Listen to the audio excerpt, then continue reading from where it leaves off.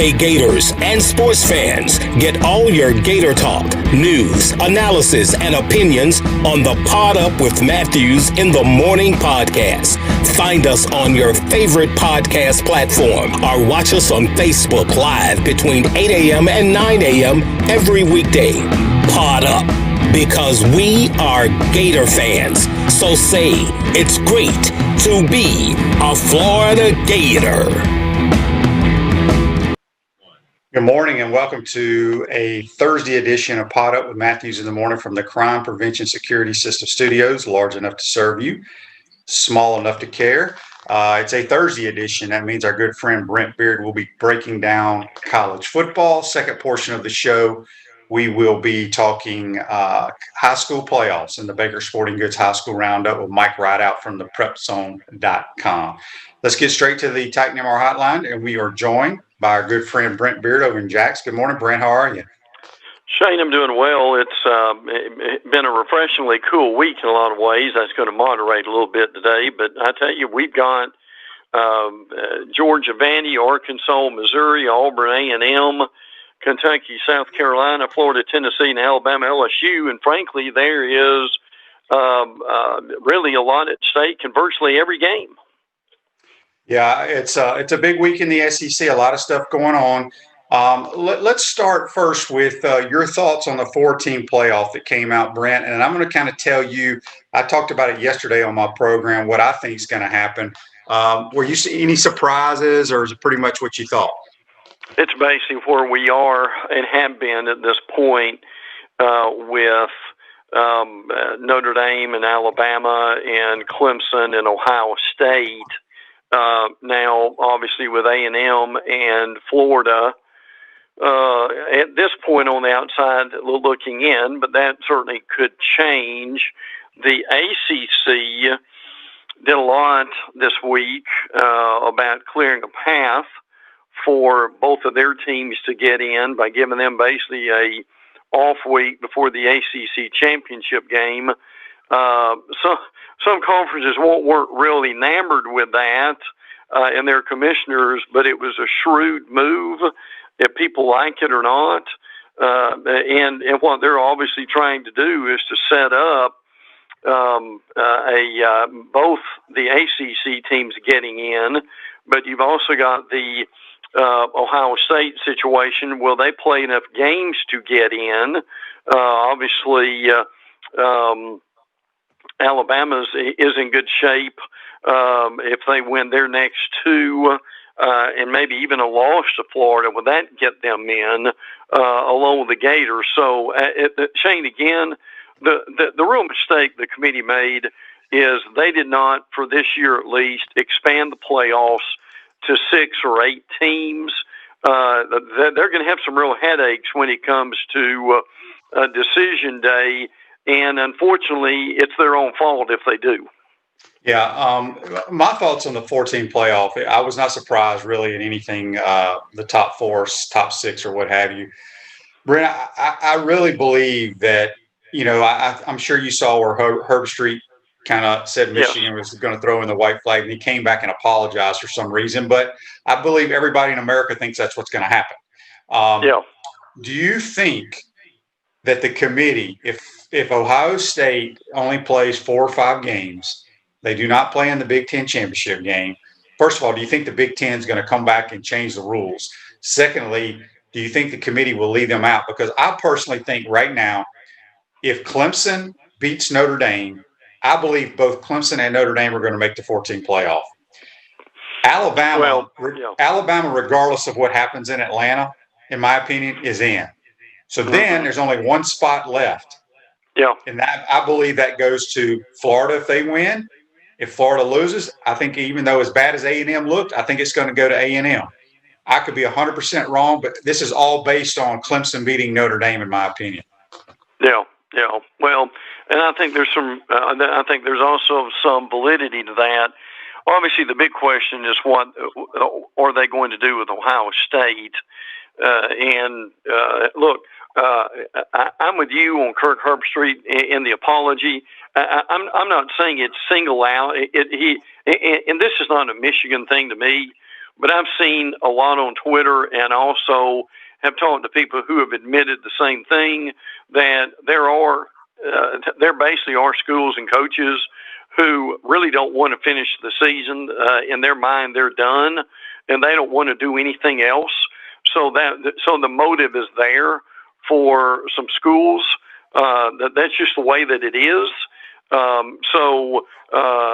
If hopefully Ohio State can get these games in, if they can get 6 games in, their conference is going to allow that. But here, Shane, here's the thing, real quick, about it. You don't know what those presidents in the Big Ten are going to do. That they really set the conference up to fail, is what they did. They were angry at the coaches and the ADs that they had to play this season anyway, because they frankly did not want to play. And that's one of the ways that they've punished the Big Ten teams, is to have so many restrictions that there's just no wiggle room at all, and they are paying the price for that right now too. Yeah, they really are. Brent, before we get into the SEC, College Game Day is going to be there at Coastal Carolina. They're supposed to host Liberty. Apparently, I guess Liberty has some issues now. Yeah. But apparently, that if Liberty cannot play, the Brigham Young Cougars are rolling in to Conway, South Carolina. And I'm telling you right now, I don't know what time that game's supposed to be, but I'm going to be tuned in. Listen, if folks have not, hopefully to be able to see both those teams would be a real treat. Again, Malik Willis is your quarterback at Liberty, who used to be at Auburn. Hugh Freeze, obviously, is their coach. Coastal Carolina has also had a great year, and you're going to have a lot of folks looking at that Coastal Carolina coaching staff. I'm curious if you know any of those guys on that staff. I don't. But they've done a great job, though, haven't they, Shane? I'm with you. That's appointment TV, really, if it's either BYU or if it's Liberty, right? Yeah, no doubt. Jamie Caldwell, who is the head coach at Coastal Carolina, they've only been playing big boy football, Division I football, since 2017.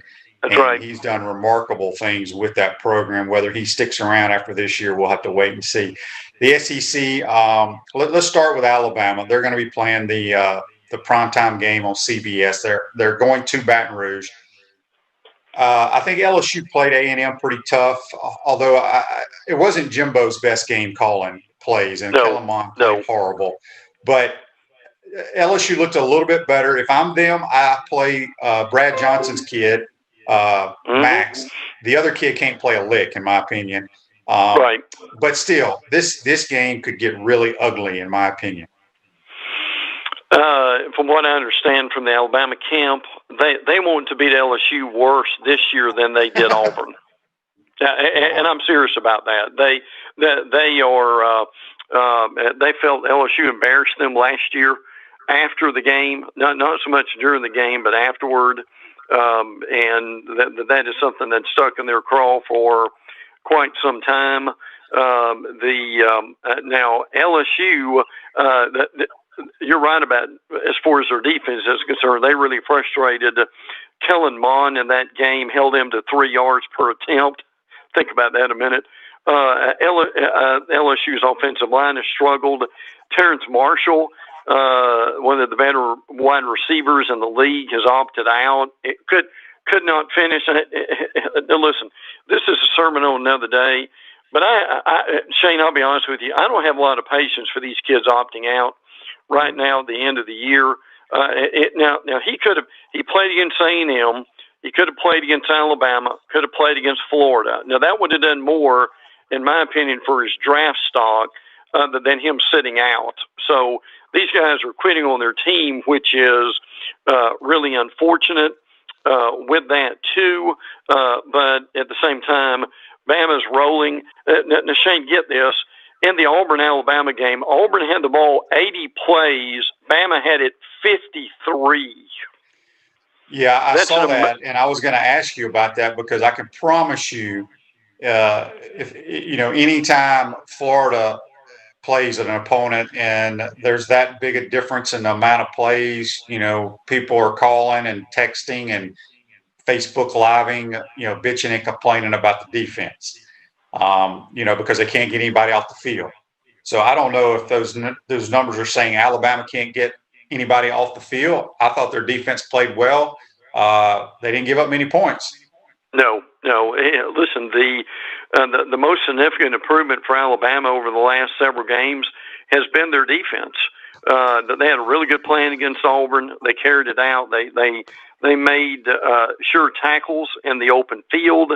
They put pressure on Bo Nix.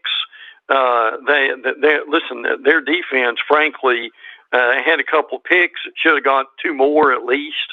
Malachi Moore, Brian Branch, Chris Allen, those guys all played well. So the bottom line is, yes, this is a primetime game on CBS. CBS wanted this game. They paid for this game, and they've got it.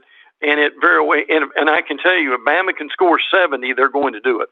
Yeah, I can't wait. We got a couple of Facebook Lives here brought to you by Meldon Law, the only official law firm partner of the Florida Gators. David says, I would love a second invitational with Cincinnati, Coastal, BYU, Liberty, et cetera. Why can't the schools do their own thing? Well, first of all, this is something I think the NCAA needs to look at for the group of five. The group of five. Now, BYU is not considered a group of five. They're independent now, but that's correct. They're a big boy. They need to be in a conference. But for the other schools, I do agree 100%. They should have some type of national championship format for them. And then David also says, Brent, I disagree. The players are protecting their future. The schools don't care. The pros don't care. Only fans care. I can see the kid protecting his future, but he is quitting on his team when I can promise you this. Terrence Marshall is going to be a high draft pick. But I can promise you this. If LSU was sitting at 8-0 or 7-1 right now, he'd be playing Saturday night against Alabama. Oh, yeah. Well, let me say this, too. And look, I certainly respect his opinion. I'll comment on both those real quick.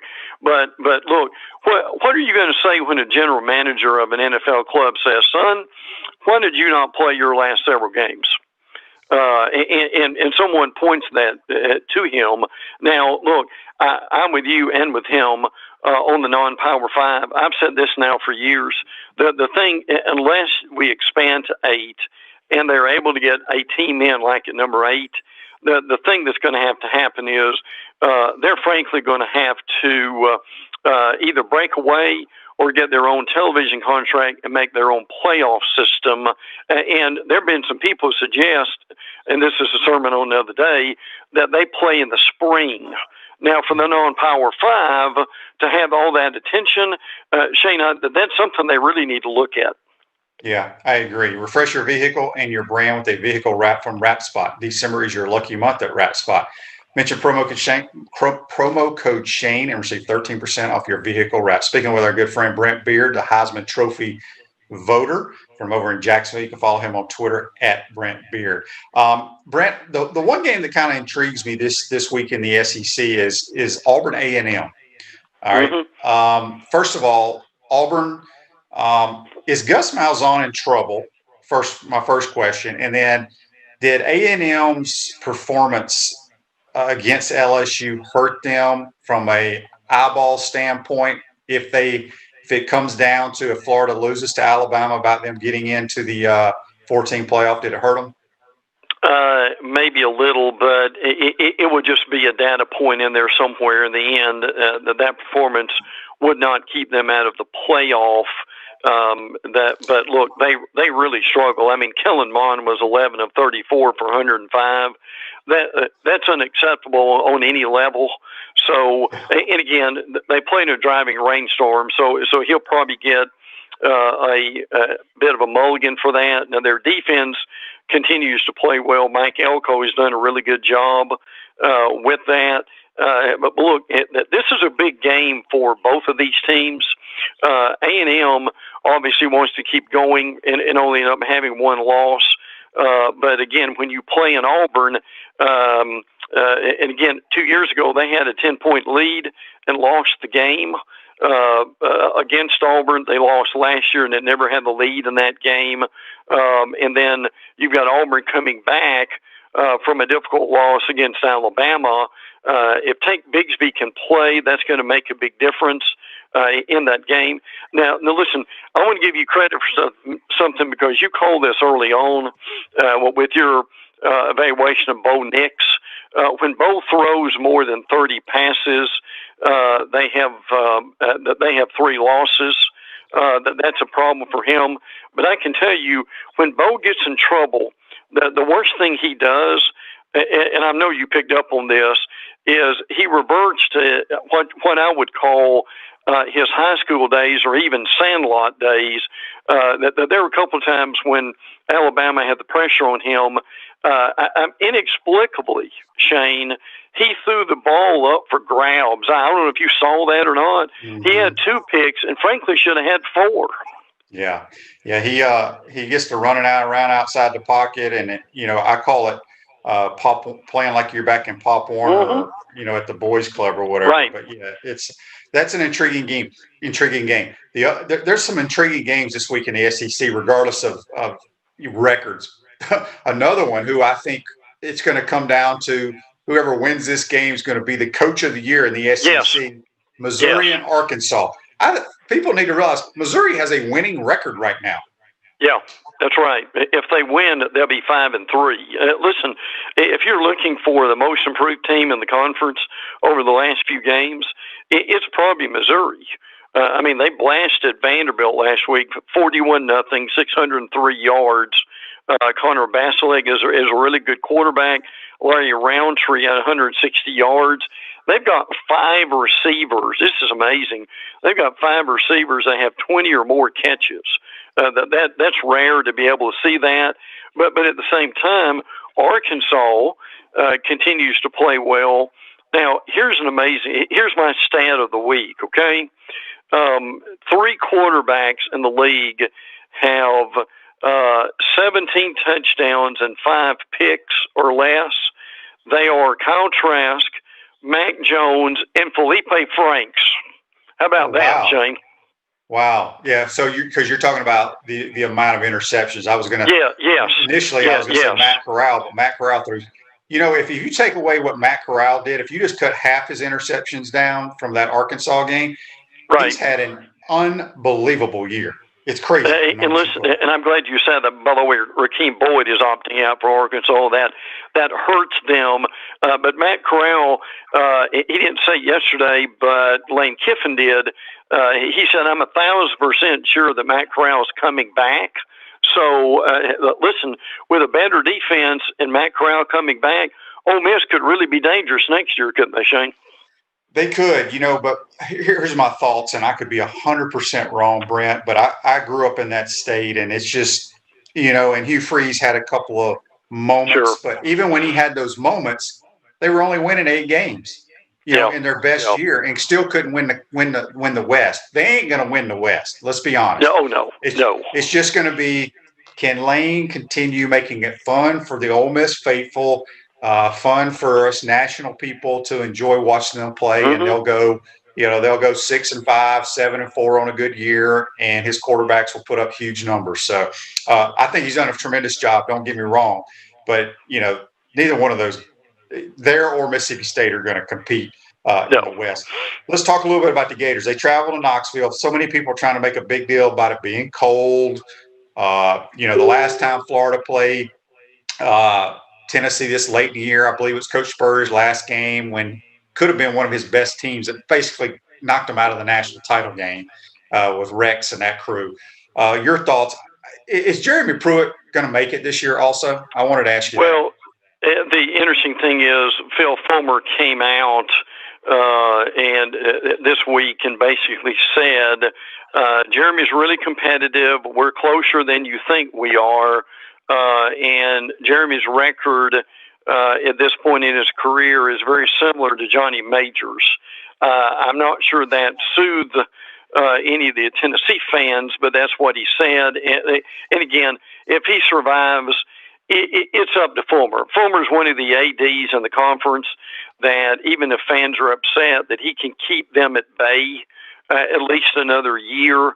But when you look at the numbers for Tennessee, they're on a 5-game losing streak, averaging 15 points a game. As far as they are 33% on third down. They allow their opposition 54%. So they're 88 in the country in turnover margin. 0-8 with Pruitt against Florida, Alabama, in Georgia. So their offense, they've scored 17 points or fewer in the last 5 games. Garantano, the quarterback, has been benched not once, not twice, but 3 times. He only has 6 touchdowns. And as far as defensively, they are allowing their opponents. This is the stat of the day for Tennessee. On third down, the ball defense is allowing their opponents 50% on third down. Shane, what is Trask going to do on third down against them? Now, Eric Gray's a really good running back, one of the better ones in the league, almost 700 yards. And frankly, one of their best players, Kevon Bennett, on defense, led the team with almost 8 tackles for loss. He got in trouble this week, and they threw him off the team. So that's one less guy that Florida has to deal with. Brent, I got a question for you here. You know, because I watch a ton of college football, and sure, this year I'm an SEC homer, but our conference is really bad, in my opinion. Yeah, it may be the worst I've ever seen it. Now we got a couple of top heavy teams, Alabama and Florida. Mm-hmm. You can maybe throw Georgia and A&M the next tier, but is it? Am I looking at it wrong because we don't have those 3 non-conference games where, for example, Missouri. They sit at 4-3 right now. If they had played those other 3 cupcakes, they'd be sitting at 7-3. And I may be going, they're not bad. They're sitting at 7-3. Yeah. But when it's an all SEC schedule, I mean, the South Carolinas, the Missouris, the Arkansas, I mean, these other teams, I see them in person in the swamp, and I'm just like, they just don't look very good with the eyeball test. No, well, and a conference only. Really, you can't hide anything when you've got a conference-only schedule, can you, Shane? No. Now the problem is, I think, several things. Number one, Kentucky's better than they look, but they've had an incredible amount of injuries. They were down to like 18 players versus Florida, and they've got a really good tailback, but they have 0 quarterback play, unfortunately. And then in South Carolina, you've got Kevin Harris, who, by the way, is 72 yards away from 1,000. Only 8 players in South Carolina history have done that in a season, which probably tells you something about South Carolina. The Doty kid's going to be the quarterback, so obviously that they're changing coaches. You've got a similar situation at Auburn where they're struggling again with Malzahn, but they've been in the top 25 for the season. But again, you're right. I mean, that's basically what we've got this year is because of the conference-only schedule, it has really hurt the league in terms of winning and in terms of records, which makes you wonder, and we'll discuss this during the offseason, would it really benefit the league to go to 9 conference games, Shane, instead of 8? Yeah, we shall see. Speaking of South Carolina, a lot of names being thrown around for the new job there. What are you hearing from your sources? And then also, good gracious, I mean, who wants the Vanderbilt job? Well, what I'm hearing with South Carolina is Shane Beamer and also Billy Napier. Now, I would hire Billy Napier in a moment.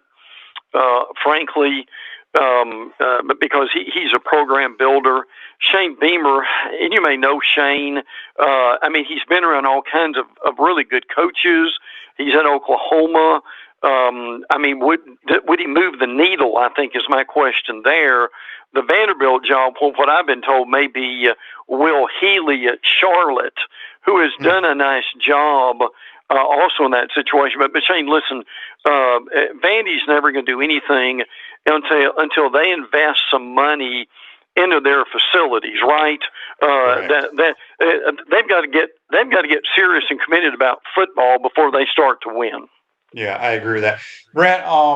So I haven't followed it. So Clemson and Notre Dame are penciled in no matter what happens from here on out. And correct me if I'm Yes. wrong, Notre Dame's done playing their games. They're going to Charlotte, right? Well, no, they've got Notre Dame's got Syracuse this week, which they will win without any problem whatsoever. But after that, they don't play. Clemson goes to Virginia Tech this week, which in the beginning of the year really sounded like it was going to be a great game at that point, but that's going to be it. So Clemson and Notre Dame will win this week, and then they will have next week off because, again, in a very shrewd move, the conference cleared the way for them not to play next week.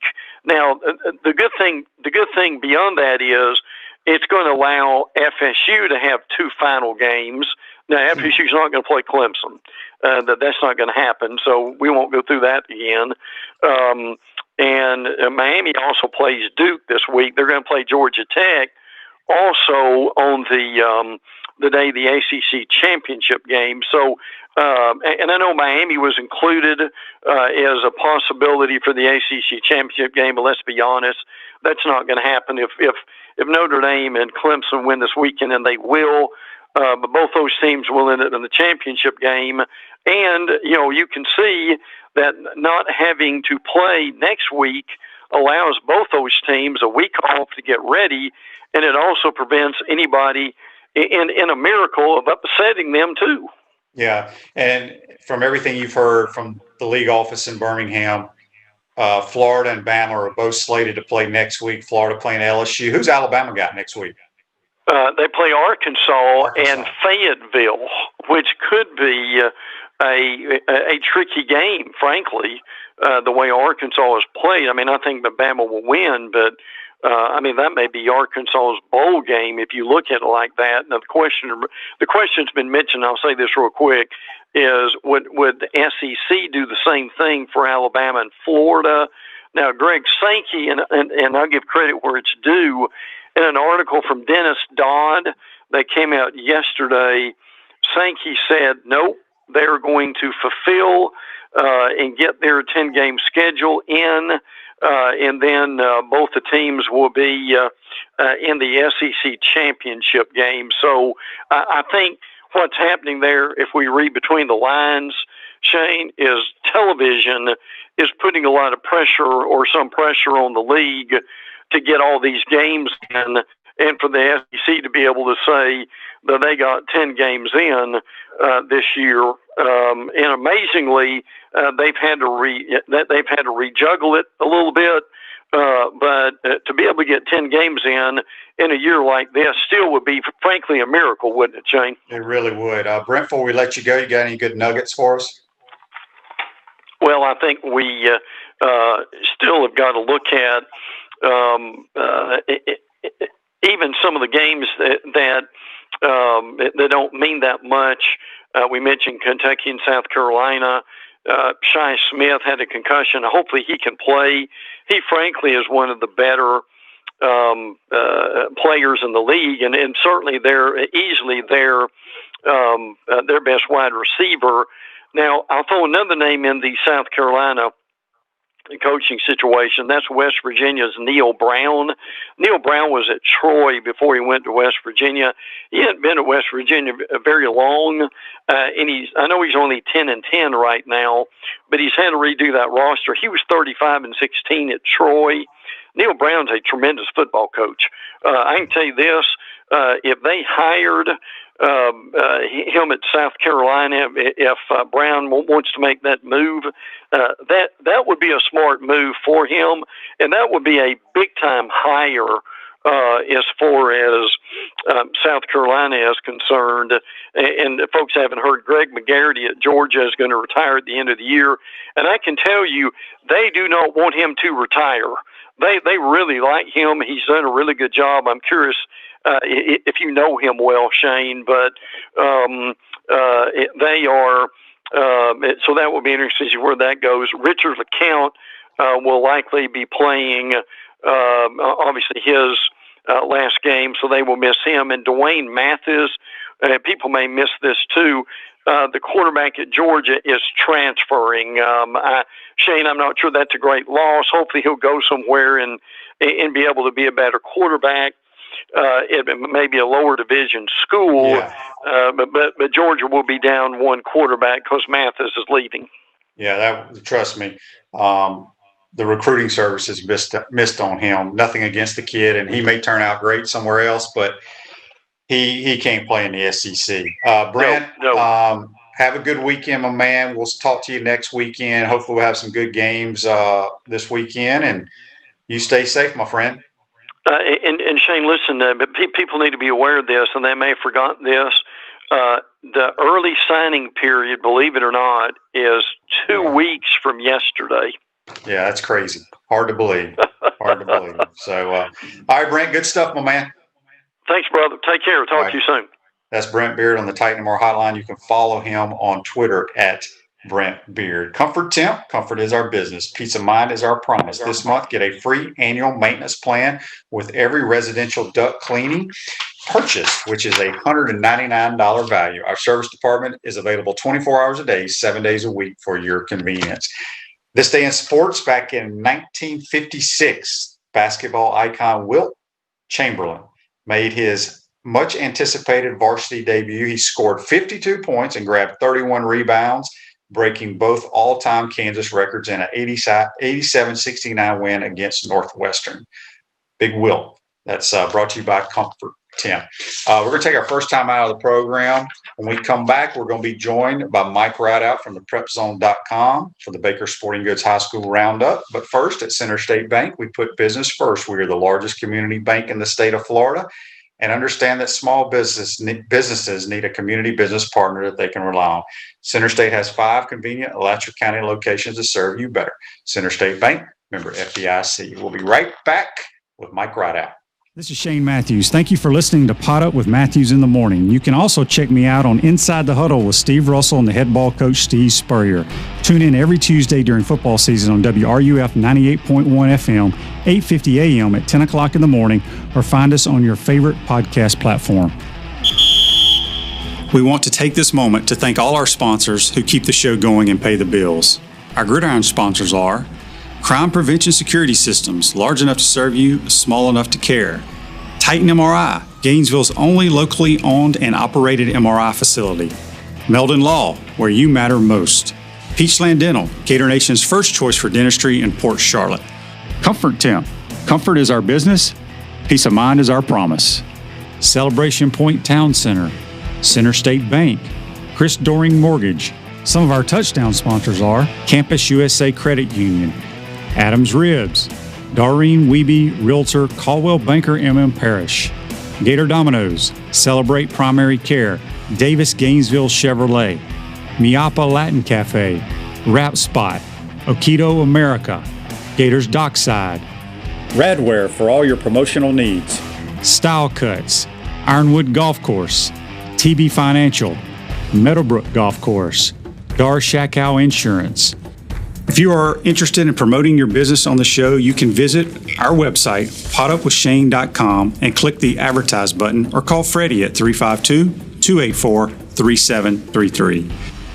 Again, thank you for all the great businesses that support the show. Please remember, if you like what we are doing here, thank our sponsors and support the businesses that support us. Hi there, everybody. This is Steve Spurrier, former University of Florida head football coach, and I've been blessed with a lot of things during my playing and coaching career here at the University of Florida. Lucky to win the Heisman Trophy way back in '66. We won the national championship in '96. And now we're bringing that same winning attitude to the restaurant game. In the spring of 2021, we're opening Spurrier's Gridiron Grill in Celebration Point right here in Gainesville. So we need the 5-star recruits at all the positions in the restaurant, from the front to the rear.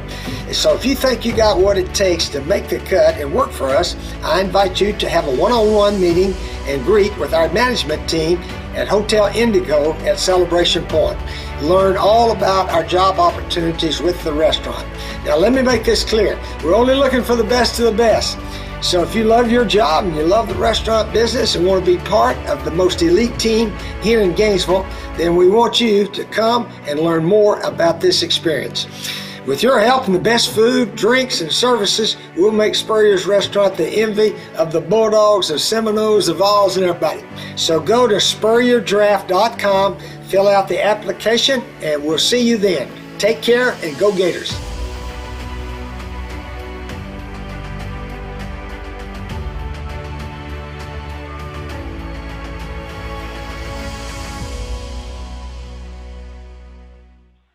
Welcome back to this Thursday edition of Pod Up with Matthews in the Morning from the Crime Prevention Security System Studios, large enough to serve you, small enough to care. We want to thank our good friend Brent Beaird for joining us on the Titan MR Hotline.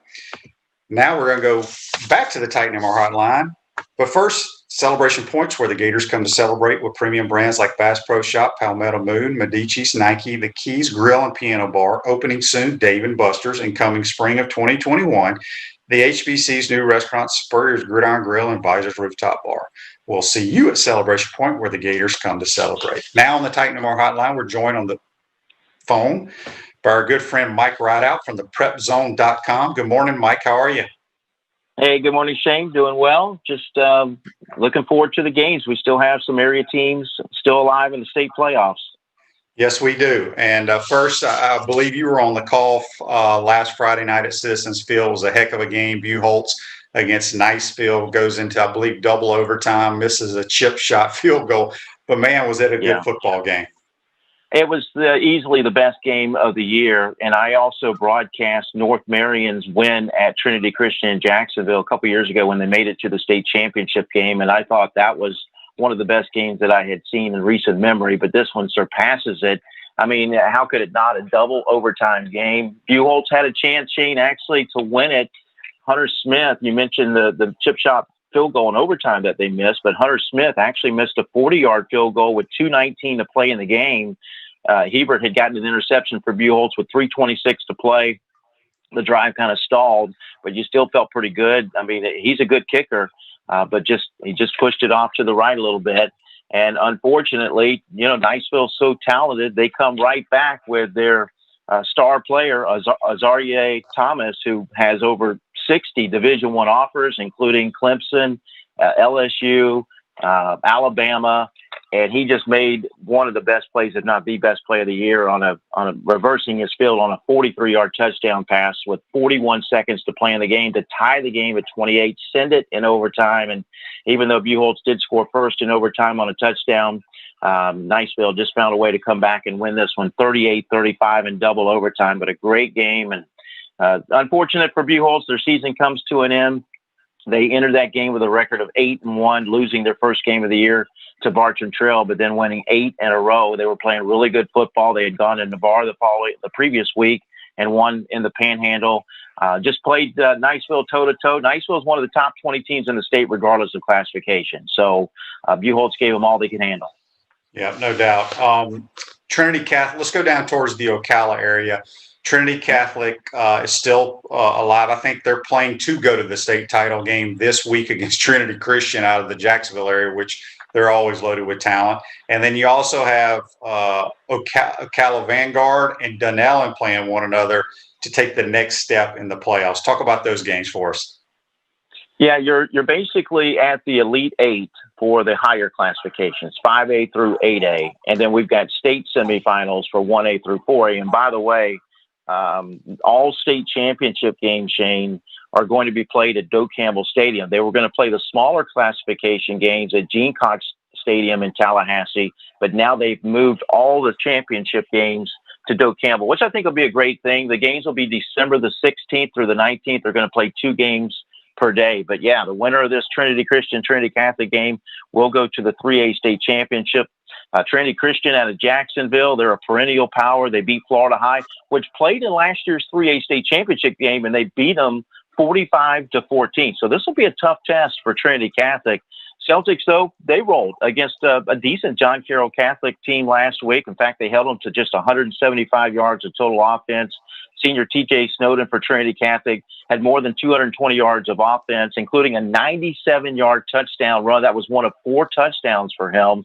Celtics rolled in that one 48-0. But again, Trinity Catholic now must prepare for a tough home game. At least they've got them at home against Trinity Christian. The Conquerors improved to 10-1 with that win against Florida High. And then you also mentioned Vanguard and Denellen. So a total of 3 Marion County teams are alive in the state playoffs, but 2 teams that are going to go to head-to-head in Vanguard and Denellen. And wow, if it's anything like their first game played back on October the 23rd, you don't want to miss this game. Denellen won on the final play of the game, 30-28.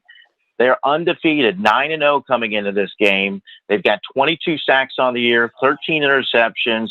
On offense, they average 6.1 yards per game. So they like to run the football, control the clock, and play good defense. But that's something the Vanguard likes to do too. And Trevante Rucker, the UF commit, had a big game last week in their win, 38-7. And he's a guy that he plays just about everywhere. But this defense has really stepped up for Vanguard, Shane. In their last 5 games, they've given up a total of just 7 points. And that was the game last week against Green Cove Springs Clay. But Rucker, as I mentioned, he threw a 15-yard touchdown pass, had a 15-yard rushing touchdown. And their coach, Ed Farmer, said, this is a hungry team. And the fact that they got beat by Denellen on that last-second touchdown just adds fuel to the fire. It should be a heck of a game on Friday night. Denellen, Joe Pincos, who handicaps high school football, picks, with the point spreads, actually has Vanguard as a 3-point favorite in this one, even though Denellen won the first meeting. But a great matchup between 2 teams that are combined 17-1. Yeah, as you mentioned, Rutgers, a Florida commit. Is the Langston kid out of Vanguard, the big defensive end, committed anywhere yet? Langston is not committed as of yet, but he does have offers from Florida, LSU, Auburn. He's going to have a chance to play pretty much wherever he wants to play. Yeah. So the winner of Vanguard Dunallen will play the winner of Baker County Tallahassee Rickards. Baker County's had a pretty good year this year. They have, Shane. They're 10-2. Another team similar in style in that they run the football, and then they're pretty athletic on defense. They're averaging 251 yards rushing per game. They've got 2 players that have rushed for over 800 yards. Rickards 8-1. I don't know a whole lot about them, but I like Baker County in a close one in this one in Class 5A, and then that'll set us up for the state semifinals in 5A next week. Back to the Trinity Catholic Trinity Christian game. The winner of that, who are they playing for the state title? The winner of that game will play against most likely Chaminade Madonna. They are the 3-time defending 3A state champion. And then last year in the championship game, Shane, they had a guy by the name of Thaddeus Franklin who set 2 state records. He broke former Gator Kelvin Taylor's record of 44 carries in 2010. And he also broke Frostproof's Travis Henry, who went on to play at Tennessee, his record of 328 yards rushing in 1996. Franklin, by the way, is a senior, so he's back on this Chaminade Madonna team, which is looking for their 4th straight state title. So, yeah, if Trinity Catholic is fortunate enough to beat Trinity Christian, more than likely they're going to get Chaminade Madonna coming out of the South. And last year, we know what South Florida football was able to do. Miami-Dade won 5 state titles last year, and I think they're going to win a bunch of them again this year. Chaminade, is that a private school as well? It is, yes. Okay, that was where I was going with this, Mike, because I am glad in 3A, where Trinity Catholic is, if they win, they're playing a private school tonight, Friday night. Yeah. They're going to be playing a private school for the state title. I totally disagree with the FHSA, how they do this. We could do an entire show on it, but there is no reason private schools should be playing public schools for state titles. Zero. I think they have done a little bit better job of trying to separate it, but that public versus private issue, Shane, has been going on for decades. Yeah, it's stupid. Unfortunately, yeah, it's flat out stupid. Apologize there, but I get on a tangent. Hey, so let's talk about Hawthorne. Cornelius Ingram has done a tremendous job with that program. They have Madison County, which is somehow they're still a 1A school. I can't figure that out. It has something to do with, based on the students that they have in a certain region, but really there's more kids that are in that region that end up, I don't know either. They should be like a 4A program, in my opinion, but they are in 1A, and they are the 3-time defending 1A state champions. Now, are they as good as some of these past championship teams? I don't know if they are, but they're still Madison County, and they've played a tough schedule. They beat South Sumter. They beat Stark Bradford. Both of those are 4A schools, which were in the playoffs and, in fact, played head-to-head. South Sumter beat them by 3 a couple weeks ago. And their 2 losses are to 3A runner-up Florida High, and then they also made the trek over to Flagler Palm Coast, which is an 8A school, and lost by only 1 point. So they're legit. I think they're good enough to beat Hawthorne. I think Hawthorne, based on their defense, is good enough to beat them. In fact, this is a game that I'll be calling on 106.9 FM coming up on Friday night. So I'm looking forward to this one because Hawthorne, they really impressed me. Even though I called the Buchholz game, I saw the result of their game at Wildwood. You know, that Wildwood team just crushed Newberry on the road. And for Hawthorne to go to Wildwood and allow Wildwood just 8 points at home after Wildwood had scored 49 the week before at Newberry. In fact, Nate Michael, the quarterback for Wildwood, accounted for 6 touchdowns in that game. Hawthorne holds them to 8 points. Hawthorne's given up a total of 15 points, Shane, in their last 4 games. Their defense has 31 sacks. Jalen Ruth has 11 of those, including 24 tackles for a loss. He's only a sophomore. Chaz Mackey, the quarterback, transfer from North Marion High School, a little over 1,100 yards this year, 14 touchdowns, 6 picks. But Hawthorne averages 142 yards per game on the ground, led by Dre Lawrence, who's going to be a really good basketball player this year. He has 929 yards, 13 touchdowns on the ground. So for them, I think that will be the key. For Madison County, too. Madison County averages 168 yards per game on the ground. So both these teams are going to want to try to establish the run and play good defense. It should be a great game on Friday night over there in Hawthorne. Yeah, I think it'll be a 4th quarter game. Yeah, Columbia, the Tigers under Brian Allen, don't win a game, I don't believe, in the regular season. They won but one. They played. They won one. They played all their playoff games at home, and now they have a chance to keep moving on. Tell us a little bit about the Columbia Tigers. Yeah, they beat North Miami Beach, Shane, 35-34 on October 30th. So that one was almost a loss. And that was on the heels of losing their first 5 games.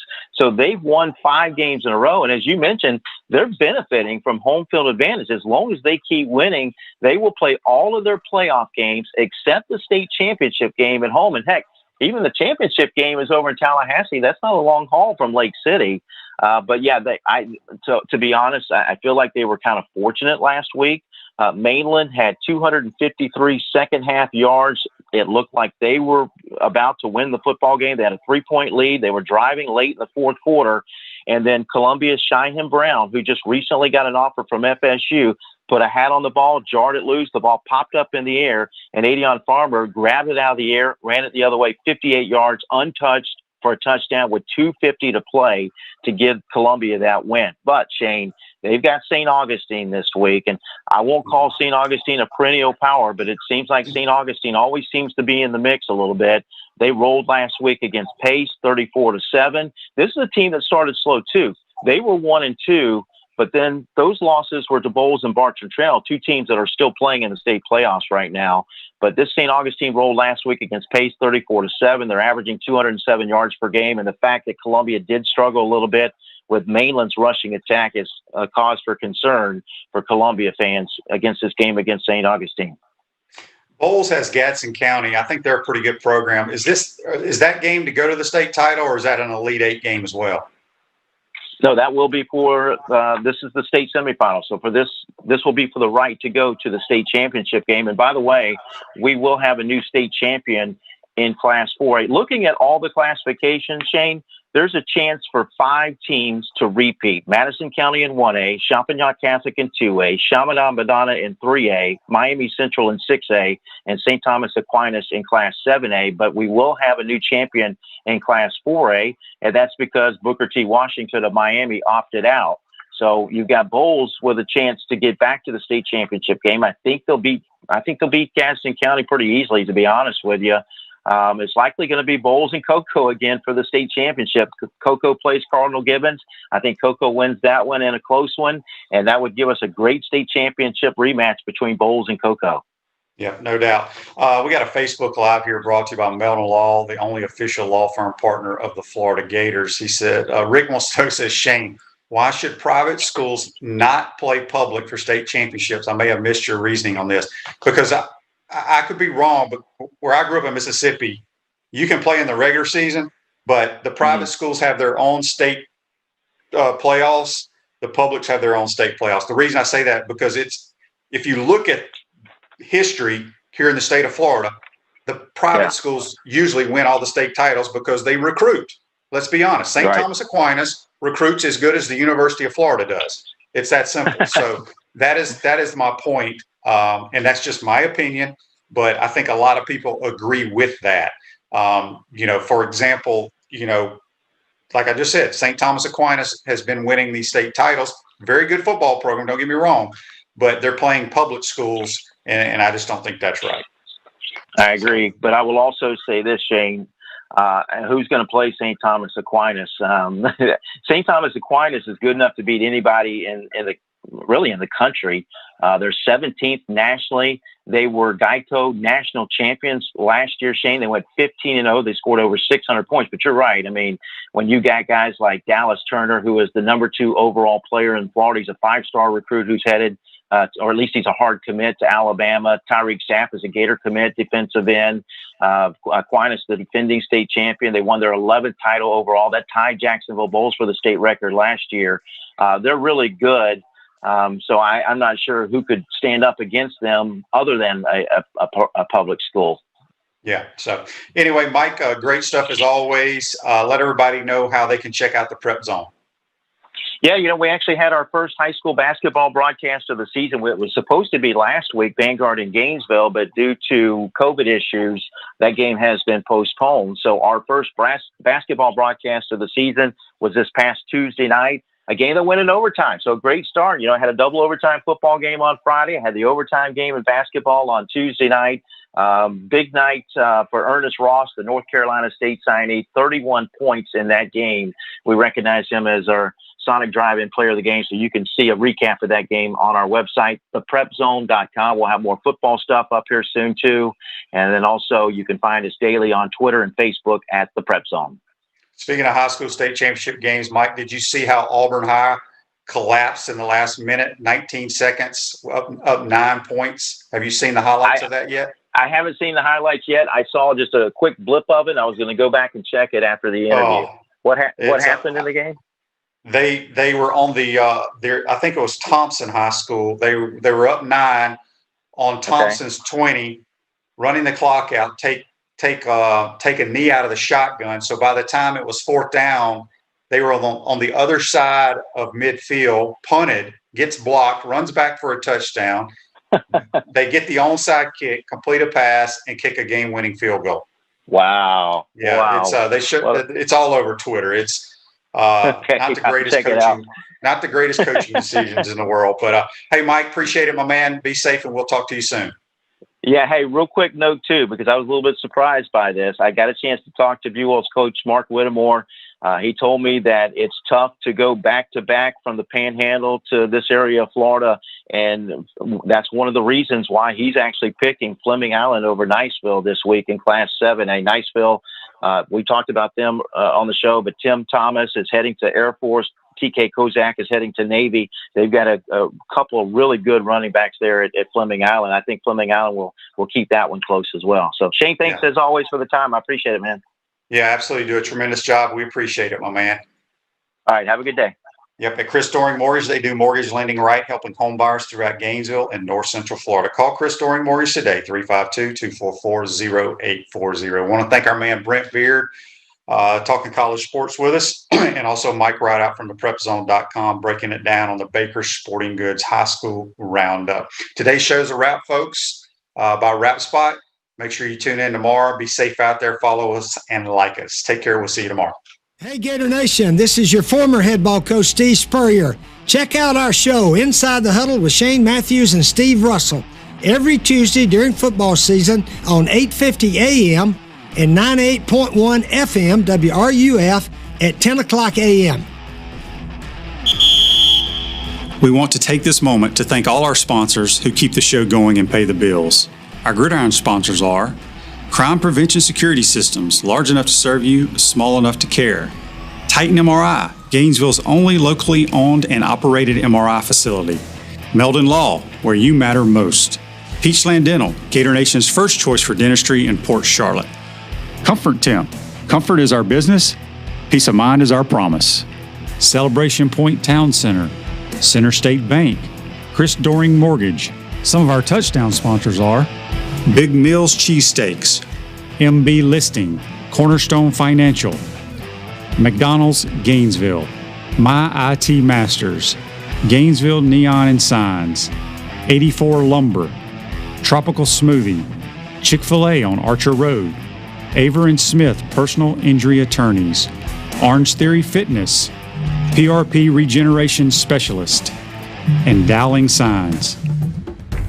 If you are interested in promoting your business on the show, you can visit our website, potupwithshane.com, and click the advertise button or call Freddie at 352-284-3733. Again, thank you for all the great businesses that support the show. Please remember, if you like what we are doing here, thank our sponsors and support the businesses that support us.